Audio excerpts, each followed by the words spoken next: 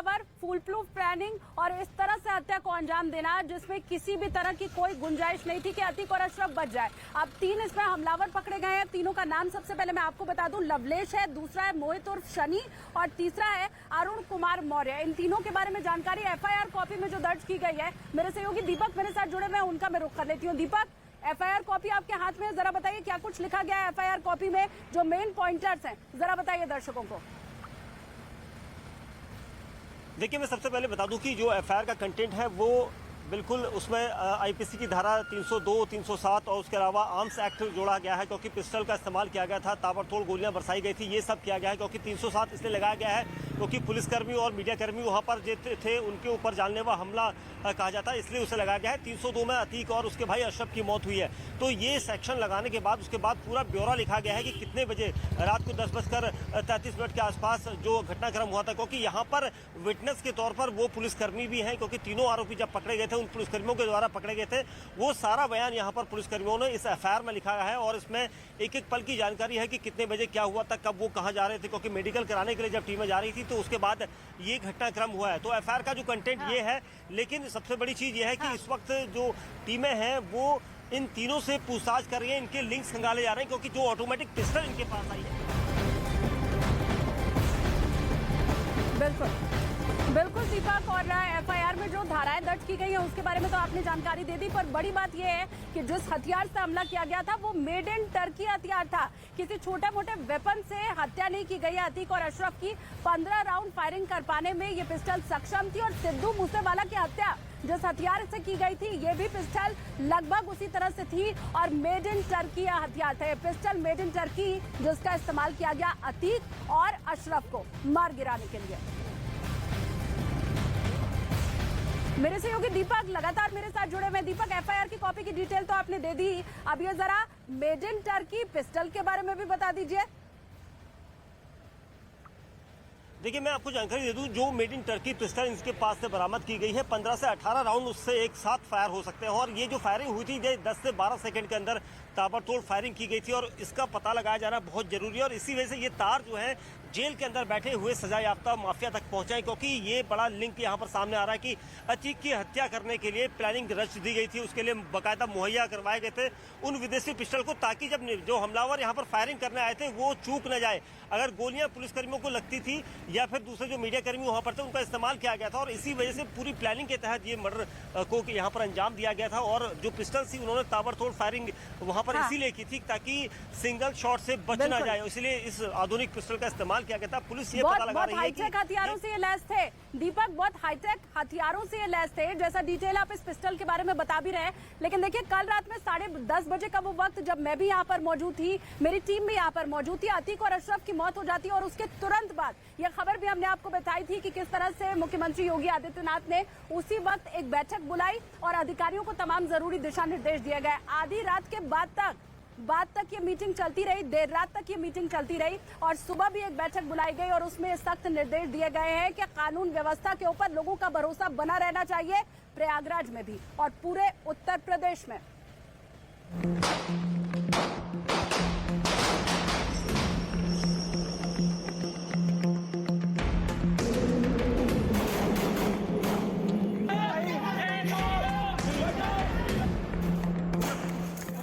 जैसे ही अतीक और अशरफ की हत्या की खबर पुलिस प्रशासन को मिली, पूरा महकमा सख्ते में आ गया। प्रयागराज से लेकर लखनऊ तक पुलिस प्रशासन हरकत में आ गया। प्रयागराज के कमिश्नर हों या फिर लखनऊ में स्पेशल डीजी प्रशांत कुमार, सभी अधिकारी एक्शन में दिखे। आनंद फानन में सीएम योगी आदित्यनाथ ने उच्च स्तरीय बैठक बुलाई। इस बैठक में special DG Prashant Kumar, ADG और प्रमुख सचिव गृह संजय प्रसाद शामिल थे।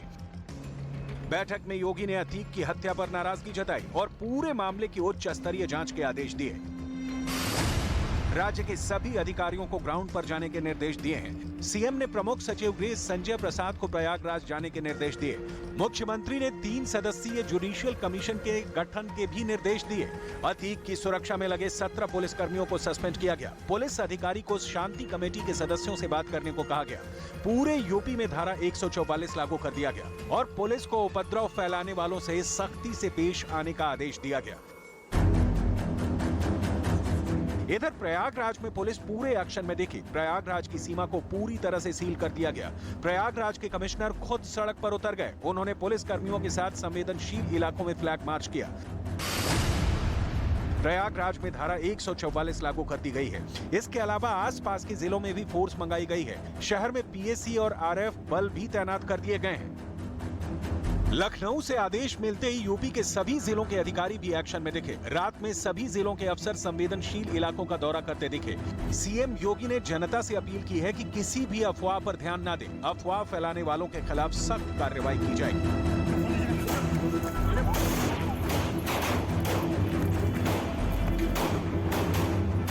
अपराधी अतीक और अशरफ का खात्मा यहाँ पर 3 शूटर्स ने रात करीब 10:30 बजे कर दिया। उसके बाद तीनों गिरफ्त में हैं। फौरन जैसे इस बात की जानकारी सीएम योगी आदित्यनाथ को लगी, हाई लेवल मीटिंग की गई, लंबी चौड़ी बैठक की गई। सख्त निर्देश कानून व्यवस्था को कायम रखने के लिए दिए गए हैं। बड़े रैंक के अधिकारियों से लगातार कांटेक्ट यहाँ पर जारी है ताकि किसी भी कीमत पर कानून व्यवस्था यहाँ पर लचर ना हो, बल्कि और मजबूती के साथ इस व्यवस्था को बरकरार रखे। 3 तस्वीरें अब आपके सामने यहाँ पर हम दिखाने जा रहे हैं। पूरे प्रदेश पर धारा 144 लागू कर दी गई है। मकसद साफ है ताकि कोई भी भीड़ के जरिए उग्र होने की कोशिश या फिर कोई भी माहौल बिगाड़ने की कोशिश ना करे। इंटरनेट की स्पीड कई इलाकों में काफी कम कर दी गई है। देखिए, अफवाह ना फैलाने के भी सख्त निर्देश दिए गए हैं कि धारा 144 से जुड़ी ये तस्वीर भी आपके सामने है। मऊ, प्रयागराज, वाराणसी में सुरक्षा बहुत ज्यादा यहाँ पर कड़ी कर दी गई है।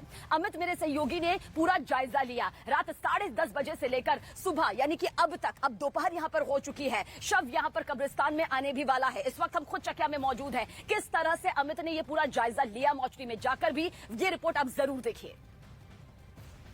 इस वक्त हम मौजूद हैं स्वरूप रानी हॉस्पिटल के मोर्चरी में और यहीं पर अतीक अहमद और अशरफ अहमद का पोस्टमार्टम किया जाएगा। दोपहर 3 बजे उनका पोस्टमार्टम होगा यहाँ पर और बताया जा रहा है कि अतीक अहमद के जो ससुर हैं वो यहाँ पर पहुँचेंगे और उसके बाद यहाँ से यहाँ से बॉडी लेकर जाएंगे। तस्वीरें आपको मैं पोस्टमार्टम हाउस का यहाँ पर दिखाना चाहूँगा। अब देखिए यहाँ पर देखिए बॉडी फिलहाल यहीं पर है। तैयारी यहाँ पर कर ली गई है। जो पुलिस के आला अधिकारी हैं वो भी यहाँ पर पहुँचे हुए थे, उन्होंने जायजा लिया और फिलहाल स्वरूप रानी अस्पताल के चप्पे चप्पे पर उत्तर प्रदेश पुलिस के जवान तैनात हैं, पैरामिलिट्री फोर्सेस के जवान तैनात हैं। तो देश का सबसे बड़ा हत्याकांड किस तरह से अंजाम दिया गया, उसके बाद से हाई लेवल मीटिंग यूपी योगी सरकार की तरफ से हो रही है। सुरक्षा के किस तरह के इंतजाम है वो भी आप तक पहुंचा। लेकिन इस बीच एक अपडेट जरूर दे दें कि यूपी पुलिस की पूरी नजर है सोशल मीडिया के जरिए कोई भी अफवाह फैलाने में अपनी भूमिका ना निभाए, वरना ये दंडनीय होगा, सजा यहाँ पर मिलेगी, धर दबोचा यहाँ पर जा सकता है। अफवाह ना फैलाई जाए, ये जिम्मेदारी यहाँ पर समझनी होगी और ना ही उस अफवाह को आगे किसी तरह से सर्कुलेट करना है या फिर उसका हिस्सा बनना है। मेरे सहयोगी अमित हमारे साथ में मौजूद है उस कब्रिस्तान में जहां पर असद को दफनाया गया, जहां असद मिट्टी में मिल चुका है। वहीं पर अब असद का पिता अपराधी गैंगस्टर यहां पर आने वाला है, वो एक शव के तौर पर, क्योंकि कल रात को ही जिस तरह से हत्याकांड को अंजाम दिया गया। अमित, आपके पास में आएंगे, पूरी डिटेल, पूरी खबर अब जानना चाहेंगे। कब तक शव पहुंचेगा, किस तरह से शव ये पूरे इस कब्रिस्तान में, पहले असद के नाना नानी दादा दादी उनका भी है कब्र और अब असद का भी है और अब असद के पिता उसके चाचा की भी कब्र यहां पर खुद चुकी है। अमित जी हाँ, बिल्कुल। सब कभी अतीक अहमद ने ऐसा सोचा नहीं था कि 4 दशक तक, 40 साल तक जहां पर उसने राज किया वहां उसका अंत इस अंदाज में होगा। अतीक अहमद और अशरफ अहमद दोनों की जो पोस्टमार्टम होगी वो दोपहर 3 बजे से शुरू होगी और 5 साढ़े 5 बजे तक चलेगी। 5 डॉक्टरों के पैनल इस पोस्टमार्टम को अंजाम देंगे और बेकायदे वहां पर वीडियोग्राफी होगी और जैसे ही पोस्टमार्टम कंप्लीट होगा पुलिस जो है सीधे दोनों बॉडी को लेकर यहीं पहुंचेगी, इसी कब्रिस्तान पहुंचेगी, कसारी मसारी के कब्रिस्तान में पहुंचेगी। और उसके बाद मेरे पीछे यहाँ पर पूरी तैयारी है, यहीं पर अतीक अहमद की बॉडी को नहलाया जाएगा, अशरफ की बॉडी को नहलाया जाएगा और नहलाने के बाद सीधे यहां से लेकर जाया जाएगा जनाजे की नमाज पढ़ने के लिए। यहीं बगल में जनाजे की नमाज 5 से 7 मिनट का वक्त लगता है जनाजे की नमाज पढ़ने में। उसके बाद सुबुर्दे खाक कर दिया जाएगा बेटे अशद के ठीक बगल में। भले ही अशद की आखिरी यात्रा में शामिल नहीं हो पाया अतीक अहमद, लेकिन अब जब वो कब्र में सोएगा, कब्र में लेटेगा, जब उसे दफनाया जाएगा तो ठीक उसके बेटे असद के कब्र के बगल में उसे लेटाया जा रहा है और असद के बगल में असद के जो दादा और दादी हैं, मतलब अतीक अहमद के माता और पिताजी, वो भी लेटे हुए, मतलब पूरा परिवार, पूरा कुनबा एक ही जगह पर इस शमशान में बिल्कुल अमित, दफनाया जा रहा और